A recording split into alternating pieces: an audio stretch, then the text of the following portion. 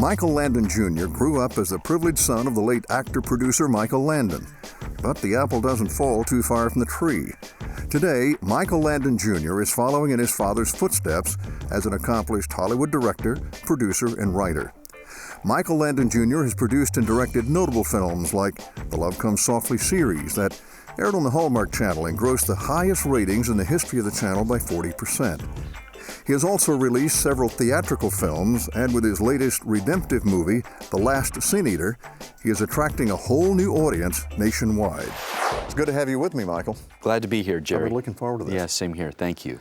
First of all, I want to find out a little bit about the young Michael Landon Jr., who grew up in the home of probably one of the best-known Hollywood stars, both film and television. There's a picture of you with your father on what looks like a fashion show runway. Do you remember that picture? Vaguely, but I'm sorry you were able to get a hold of it. Yeah, just one of the charity events that my father had attended. What was it like growing up in the home of Michael Landon? You know, the beauty of it was actually a very normal upbringing.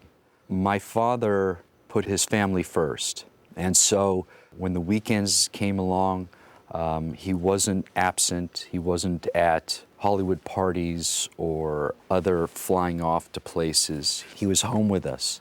So I had a strong father, and his presence was always there. The two of you were pretty close? Very close, very close. I have amazing memories of him growing up. At one time you made a statement that he was everything. He was indeed, because he, you know, there's the personal side, and you're talking about a man who had an amazing sense of humor. I mean, constantly making us laugh. You know, he was the soap monster. He was the father who wrestled, who played games. He was a father who was very affectionate, constantly hugging us, holding our hands, kissing each other. So he's a very affectionate man. He was a concerned man.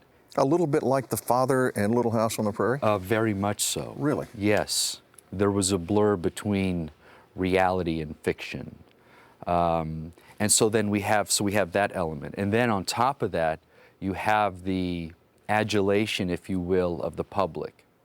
So if we'd go places, you know, you'd have people coming up to him constantly, thanking him for his work, for being who he was and is, and what it meant for their families. Did you have two sides then to your understanding of your father? One was a normal father who was just like everybody else, that did things like everybody else, and the other father that you were a bit in awe of because of the immense popularity the guy had? That's exactly it. I mean, I looked up to him. How did your dad feel about stardom? I mean, did he embrace it?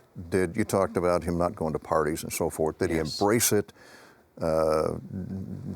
take advantage of it, or was it something over here that happened and then he came home and it was a different story? Yeah, there's always two sides to fame. Yeah. There's the side where you know, it will feed the ego when you're out and people are noticing you or wanting your autograph. Did it feed your ego? I'm sure it did. I'm sure it did. Absolutely. That to be the son of... I'm Michael Landon's son. I'm Michael Landon Jr. Absolutely. Absolutely. I also think, though, that part of it, the fact that he didn't engage in Hollywood, is because I don't think he really felt part of Hollywood either. That's interesting. And even with all the accolades and the success of the series, they were, you know, probably it would even be worse now, mind you, because of the direction that Hollywood has gone for even television. But the fact that it was, you know, family programming, especially through the Little House years. Yeah. You know, it wasn't hip, you know, and so and there was obviously Christian themes through much of his work. Remarkably popular. Remarkably. It really hit a nerve. Indeed, indeed. What was it like? What was it like for you? Could you be normal? Could you go to school and be normal as Michael Landon Jr.? Did Well, people let you be normal? Yes, I went to a private school. Oh, okay. And in that private school, there were numerous sons and daughters of okay. stars. You know, Paul Newman's daughter went to the school I attended, Buckley.